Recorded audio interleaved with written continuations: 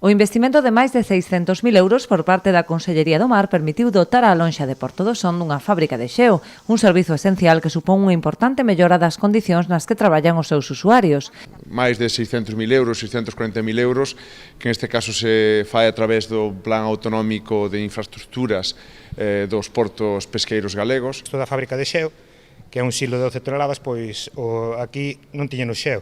O sea, aquí os barcos de aquí tiñan que facer xelo en Ribeira ou en Portosín. Entón, bueno, debe de ser das únicas lonxas que non o tiñanos. Entón, pois, despois de moito pelear, pois aquí moito non, que foi pedila, foi xa escoitarnos a necesidade e xa se puxeron ao tema. Que pasa? Que os trámites, aquí tiñanos un problema grandísimo que non era culpa deles, sobre todo non tiñanos potencia de luz. Entón, eso retrasounos moitísimo, pero bueno, ahora mismo estamos encantados, de momento. A ver, ahora somos capaces de mantela, porque un dos problemas que teñen as cofradías é a corriente de facerlle cargo.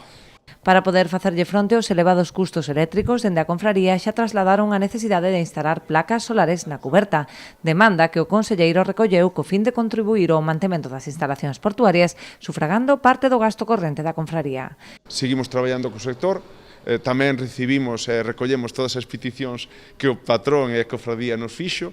Non sei se recibín ou recollimos todas, pero, bueno, unhas cuantas delas que sí que quedan apuntadas e intentaremos, como non, satisfacelas tanto a da xente de Porto do Son, de Porto do Sin e do resto das cofradías, muros, os distintos representantes que aquí están e nos acompañan hoxe tamén, o presidente da Federación Galega. Eu creo que son moitas as necesidades que teñen as nosas cofradías e desde a Xunta de Galicia somos aliados a todas elas e, por tanto, intentamos estar e cubrir todas as súas necesidades.